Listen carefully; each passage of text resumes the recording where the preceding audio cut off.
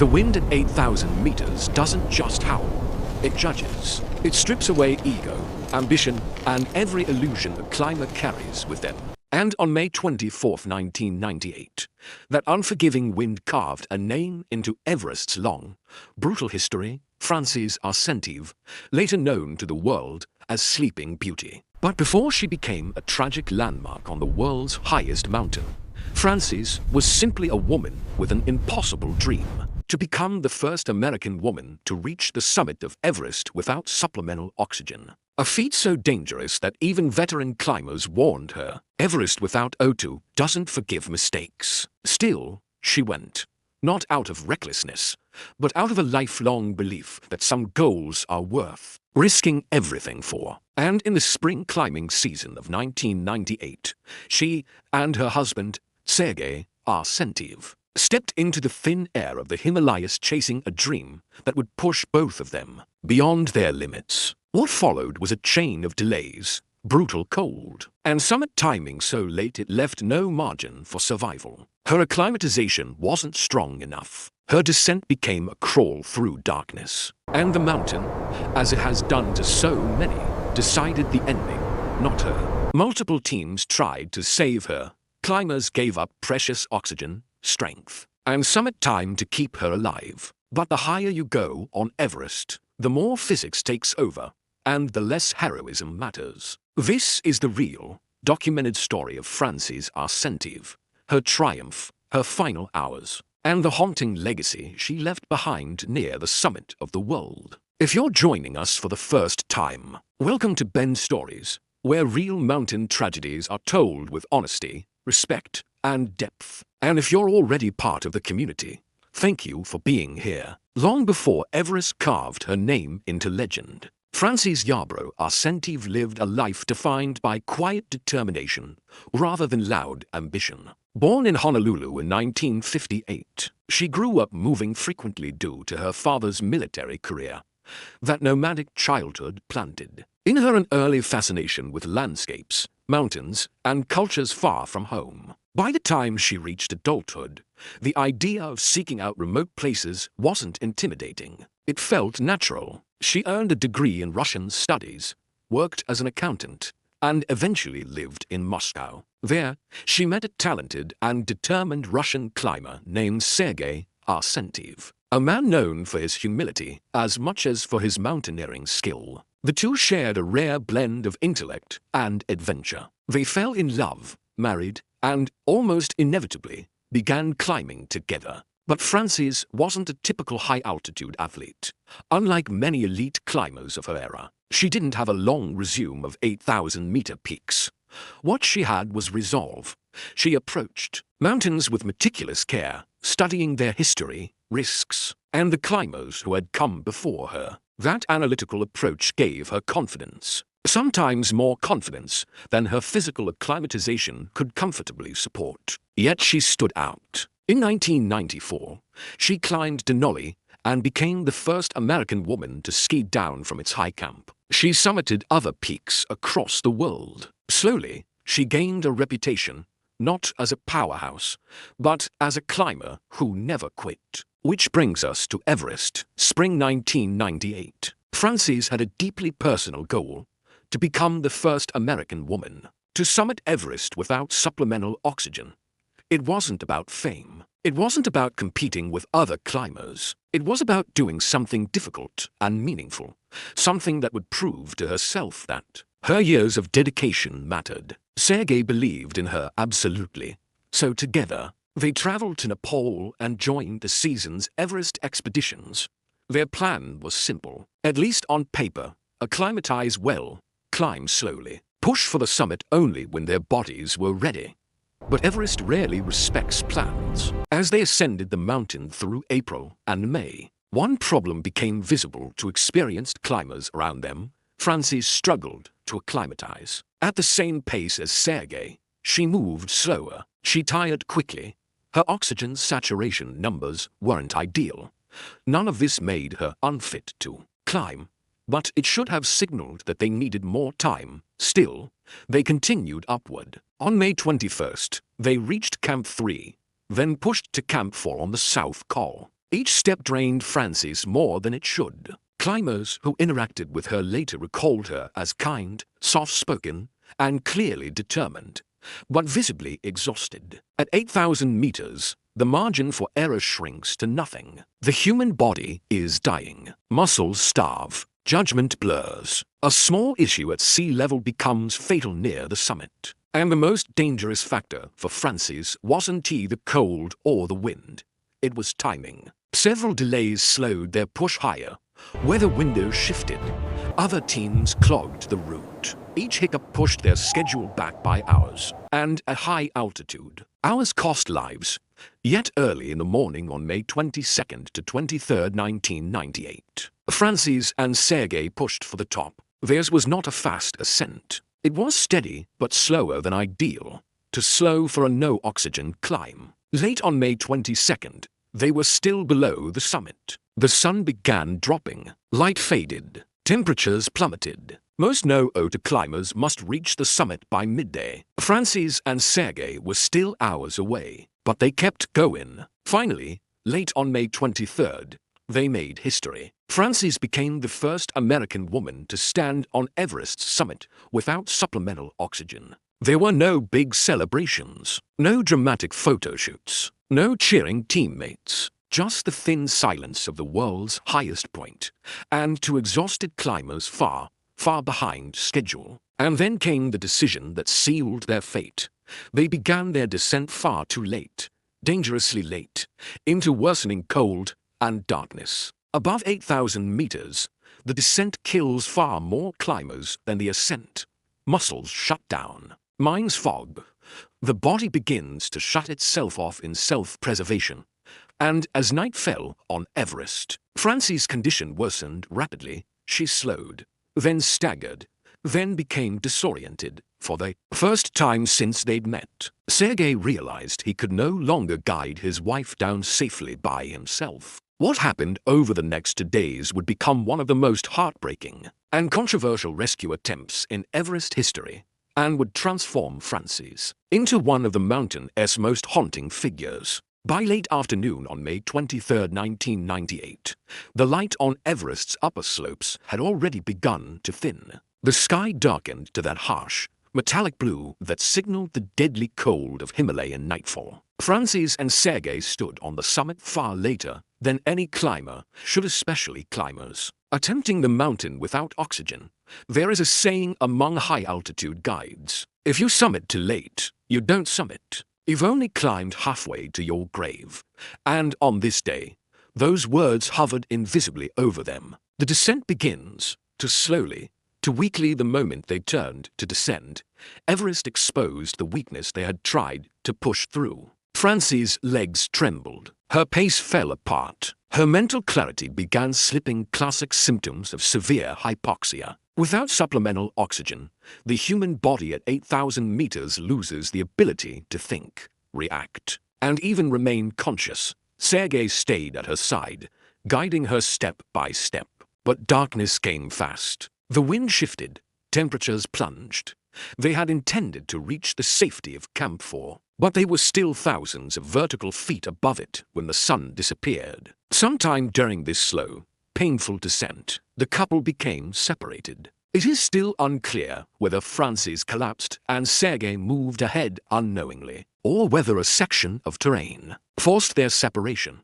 But by nightfall, Frances was alone somewhere above 8,400 meters. Several climbers on the mountain reported seeing a lone headlamp flickering high on the face that night, the final sign of someone moving or trying to move. In the thin air, that faint, dying light was later believed to be Frances. Sergei, exhausted, frostbitten, and confused in the darkness, staggered into Camp 4 alone. Climbers there were shocked. Where was Frances? Why wasn't she with him? Sergei insisted she was on the route, somewhere below the summit. He begged for help, for oxygen, for anyone who could assist him in getting back to her. But no one could move. They were too depleted, too weak, and too aware that a nighttime rescue at that altitude usually ends with additional bodies, not survivors. Still, Sergei wasn't the kind of man to wait. The morning of May 24th, a heartbreaking sight at dawn. Multiple teams began climbing the upper slope. These were strong, experienced climbers pushing for their own summit bids. But the moment they passed the second step area, just below the summit, they saw something that stopped them cold. A climber was lying awkwardly on the icy surface, still alive but barely conscious. It was a woman, and she was murmuring softly, "Don't leave me. Please don't leave." It was Frances Arsentive. Her face was frostbitten, her eyes half open, but unfocused. She was unable to stand, unable to move, unable to even sit up without help. She had clearly spent the night out in the open, one of the most lethal experiences a human body can endure. Her condition was as bad as a climber could be without being dead. The first rescue attempts, the first team to encounter her tried desperately to help. They rubbed her limbs, attempted to give her oxygen, and tried to lift her. But at that altitude, lifting a fully grown adult becomes almost impossible. Every step with added weight drains as much energy as sprinting at sea level. They were faced with a dilemma. If they continued helping, they would almost certainly jeopardize their own lives. If they stopped, Frances would die. The team reluctantly made the only choice climbers in the death zone can make. They said comforting words. They positioned her safely on her side. They left an oxygen bottle next to her, and then they moved on. It wasn't callousness. It was physics. It was survival. Several hours later, a second team reached her. They tried to help, more oxygen, more attempts to lift her. But Frances was deteriorating. Rapidly, her speech was slurred, her breathing ragged. Her hands were frozen stiff. She was dying, and the mountain would not let anyone bring her down. Where was Sergei? Unbeknownst to these teens, Sergei had left camp for a dawn carrying oxygen and supplies. Determined to reach his wife, climbers later reported seeing his footprints traced upward in the snow. Moving alone into conditions that would terrify even seasoned Sherpas, he climbed until morning, became afternoon, until oxygen grew thin in the tank he carried, until his strength began to fail. And somewhere on that upper face, near a steep section of the route, Sergei fell. His body was found the following year, still wearing the same backpack he had carried up to rescue Frances. He had pushed himself beyond the limit, and the mountain had taken him to the final moments. Later that afternoon, a third group of climbers reached Frances. By then, she was barely conscious. Her voice was faint, her movements limited to small, involuntary gestures. They knew she wouldn't survive, and still, they stayed with her longer than anyone else. They prayed with her, held her hand, and made sure she wasn't alone in her final minutes. Shortly afterward, Frances Arsentive died on the northeast ridge of Mount Everest, becoming a tragic symbol of determination, love, and the harsh finality of the mountain. Her body remained there for 9 years, slowly becoming part of the landscape, earning the name Sleeping Beauty for the peaceful posture she lay in, despite the violence of her final hours. This was only the beginning of the legacy she would leave behind, and the controversy that would follow. When news of Frances' death reached base camp, it spread with a heaviness that settled over the entire 1998 climbing season. Death on Everest wasn't new, but this death felt different. Climbers who had spoken to her, laughed with her, or passed her on the trail just days before were suddenly confronted with the reality that she had died alone on the upper mountain, and that her husband was now missing too. Over the next 48 hours, teams descending from the summit began sharing their accounts of the failed rescue attempts. Their voices carried exhaustion, guilt, and quiet heartbreak. Nobody had wanted to leave her. Nobody had meant for fate to unfold the way it did. But at 8,400 meters, choices are dictated by the mountain, not by morality. Still, not everyone understood that. The public reaction, misunderstanding the death zone when climbers returned home and shared their stories. The world reacted with shock, then with judgment. Comment sections, newspaper columns, and TV segments asked the same accusatory question. How could so many people walk past a dying woman? To the general public, the idea was unfathomable. On the street, anyone would stop to help a stranger in distress. In a small town, people rally for one another. but the world above 26,000 feet. The death zone does not follow earthly rules. Very few understood the truth. Helping someone in the death zone often kills the rescuer. A climber collapsing at that altitude weighs the equivalent of 500 to 600 pounds in human effort. Even lifting a head and shoulders can drain the last reserves of strength. And if a rescuer collapses, they add a second body to the mountain. Those who had been with Frances explained this again and again. They described giving oxygen, trying to lift her, speaking to her gently, and agonizing over the moment they had to leave.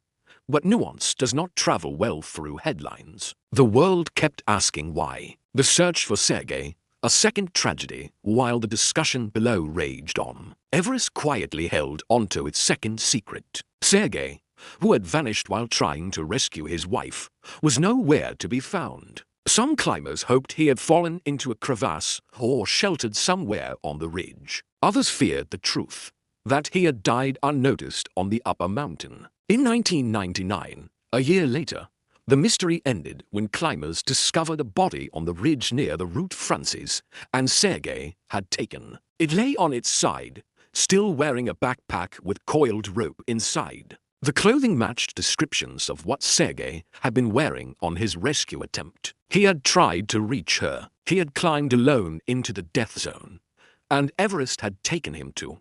The discovery brought closure, but also a deep sadness. Their love story, built on passion, adventure, and shared dreams, had ended in tragedy high above the world. The naming of Sleeping Beauty in the months that followed, climbers began referring to Frances' body by a nickname, Sleeping Beauty. It wasn't meant to be sensational. It wasn't meant to romanticize her death. It was a reflection of how she looked when climbers passed her, wrapped in her red and purple summit suit, lying peacefully on her side. She looked almost as though she were resting after a long journey. Of all the names the mountain had given its dead, Green Boots, Rainbow Valley, the German woman, Sleeping Beauty, was the gentlest, a quiet acknowledgement of the strength and suffering of a woman who had dared to reach the top of the world. Yet the nickname brought its own controversies. Some argued it was disrespectful. Others said it helped humanize a tragedy that might otherwise fade into statistics. But no matter where people stood, one truth became clear. Frances Arsentive had become one of the most recognizable figures in Everest history, ethics, and Everest. A debate rekindled. Her death reignited conversations about the ethics of high-altitude climbing. Should Everest summits matter more than human life? Are climbers obligated to rescue others, even at the cost of their own survival? Is commercial climbing pushing unprepared people into lethal environments? Should there be more rules, more training, more oversight? For months, mountaineering forums and magazines debated. Some defended the climbers who had been forced to leave her. Others criticized the couple's decision to climb without oxygen. A few argued that Everest had become too crowded, too commercialized, too dangerous. But amid all the noise, one voice remained absent. The only voice that could fully explain why she climbed the way she did, Frances' voice. It would never be heard again. The climbers who stayed with her, one detail often overlooked in early reporting was the humanity shown by the climbers who stayed with Frances in her final hours. They didn't abandon her immediately. They didn't treat her as an obstacle or an inconvenience. They stayed. They prayed with her. They held her hand. They tried to keep her alive. And when they had nothing left to give, they made sure she was not alone when she died. In the death zone, there is more compassion than many climbers ever receive. A mountain that remembers, year after year, as new climbers passed the spot where Frances lay. Her story became part of Everest's whispered folklore. People paused to honor her. Some left flowers. Others touched the ice nearby as a quiet gesture of respect. Her presence on the mountain became a reminder that Everest is not conquered. It survived, and survival is never guaranteed. But her story was still missing its final chapter, one that would take 9 long years to complete, one that involved a remarkable promise and a daring act of closure, and one that would finally let the Sleeping Beauty rest. For 9 long years, Frances Arsentive remained on Everest's northeast ridge, an unavoidable figure on the summit route, seen by hundreds of climbers each season. Her red and purple suit, preserved by the cold, made her instantly recognizable. Some bowed their heads as they passed, others whispered a prayer, a few cried. But one climber felt something deeper: responsibility. The climber who couldn't forget in 1998, while descending after his own summit attempt. South African climber Ian Woodall had been among those forced to leave Frances. He had tried to help her, spoken to her softly, and stayed until the mountain allowed no more. But what haunted him wasn't just the memory of her face or her words. It was the feeling that he had left another human being behind. Over time, that feeling hardened into a conviction. Someone needed to return. Someone needed to give Frances the dignity in death she had been denied in life. For years, Woodall carried that weight. He spoke about her in interviews. He studied the logistics of returning. He quietly gathered a small team. In 2007, he finally went back to Everest, not to climb, but to fulfill a promise. The 2007 expedition, a mission of respect. Woodall's expedition wasn't a typical Everest climb. There were no summit ambitions, no documentary crews, no sponsors plastering logos on tents. Their sole mission: locate Frances' body and move her out of sight, giving her peace and giving others closure. It was a dangerous plan. Even moving a body a few feet in the death zone requires superhuman effort. Doing so safely, respectfully, and at high altitude made the mission nearly impossible. But Woodall and his small team climbed with purpose, navigating the harsh slope where Frances had lain for nearly a decade. When they found her, she was still positioned as she had been in her final hours. The cold had preserved her clothing and features. Woodall later said seeing her again was like stepping into a memory he had never escaped. The last goodbye, a moment of humanity on Everest before moving her body. Woodall performed one of the most powerful gestures ever recorded on Everest. He held a brief, private ceremony. There were no cameras, no speeches meant for headlines, just a few climbers, the wind, and the woman they had come to honor. Woodall read a letter written for Frances by her son, Paul. He read it aloud on the mountain where she died, speaking for a young man who never got the chance to say goodbye. The words echoed over the ice and stone, carried into the thin Himalayan air, finally giving her the farewell she had been denied in 1998. Then the team gently wrapped Frances and moved her away from the heavily traveled trail. They placed her in a sheltered location where climbers would no longer encounter her unexpectedly. It wasn't a burial. Everest does not allow such things. But it was dignity. It was respect. It was closure. For the first time in 9 years, the Sleeping Beauty was no longer a waypoint on a map. She was no longer a symbol overshadowing the woman she once was. She could finally rest. The promise fulfilled. When Woodall descended the mountain, he spoke little of the mission. He didn't frame himself as a hero. He didn't seek recognition. He simply said it was the right thing to do. Climbers around the world agreed. For the first time in nearly a decade, the Everest community felt a sense of peace. Frances' story no longer ended with tragedy frozen in time. It ended with humanity, a legacy woven into Everest's history. Though her body was moved, Frances' story never faded. In fact, it grew into one of Everest's most important lessons: the harsh realities of climbing without oxygen, the dangers of late summit attempts, the impossibility of full rescues in the death zone, and the weight carried by those forced to make impossible choices. Climbing schools began using her story to teach risk management. Climbers planning no to attempts cited her as a reminder of the razor-thin margin for survival. Expedition leaders referenced her when discussing ethics and decision-making under extreme conditions. Frances Arsentive became more than a tragic landmark. She became a symbol, a lesson written into the mountain's icy slopes, teaching those who follow in her footsteps that Everest demands not only skill and strength, but humility and deep respect for the environment they enter. A love story, even in death, and there is something else, something quieter, often overshadowed by the tragedy: Frances and Sergei's devotion to each other. He died trying to save her, She died after reaching a lifelong dream they chased together. Their story, though heartbreaking, remains one of the purest love stories Everest has ever known. History often remembers statistics. Everest remembers people.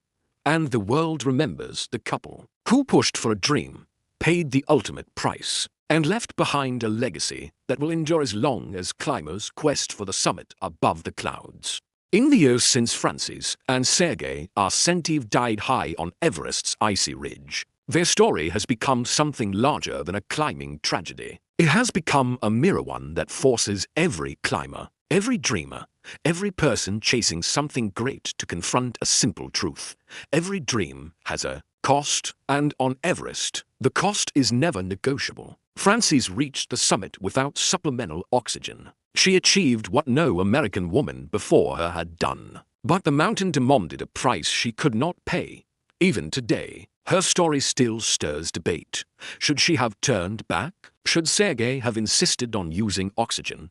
Should other teams have done more? Should the expedition have waited longer to acclimatize? There are no easy answers, because the death zone is not a place where perfect decisions exist. It is a place where even the strongest minds fade, where exhaustion distorts judgment, and where time becomes the most precious resource a climber can lose. But if there is one message her story gives us, it is this: Everest is not a test of ambition. It is a test of respect. Those who climb its slopes chase something deeply human: purpose, achievement, a connection to the world bigger than themselves.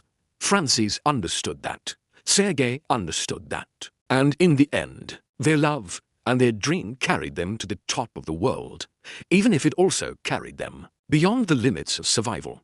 Their story reminds us that even in tragedy, there is humanity. The climbers who tried to save her, the man who died trying to reach her, the climber who returned 9 years later to give her dignity, the son who finally got to say goodbye through a letter read to the wind. Very few people are remembered on Everest as individuals.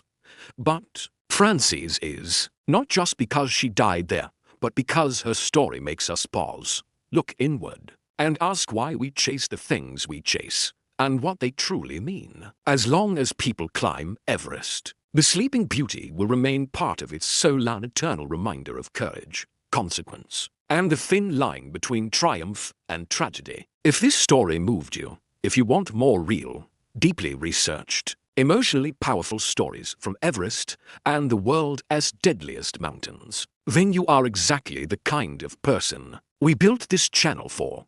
Subscribe to Ben's Stories, where every week we bring you true mountaineering tragedies, unsolved mysteries, heroic rescues, forgotten climbers, and stories that changed mountaineering forever. No sensationalism, no shortcuts, just real storytelling that honors the people behind the headlines. Hit subscribe, enable notifications, and continue the journey with us.